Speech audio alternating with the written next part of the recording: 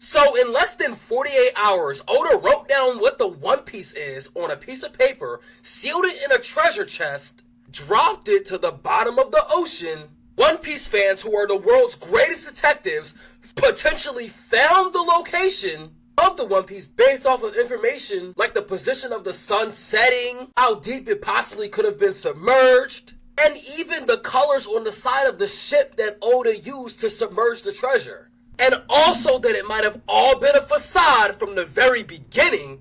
And we gotta talk about this. Shizzle Mac Shinobi, let's get active.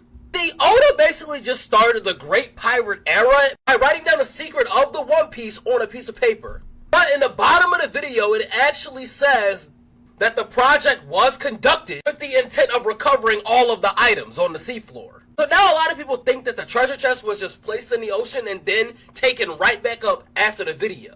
I'm not gonna lie, I never believed that Oda put the One Piece in the water to begin with.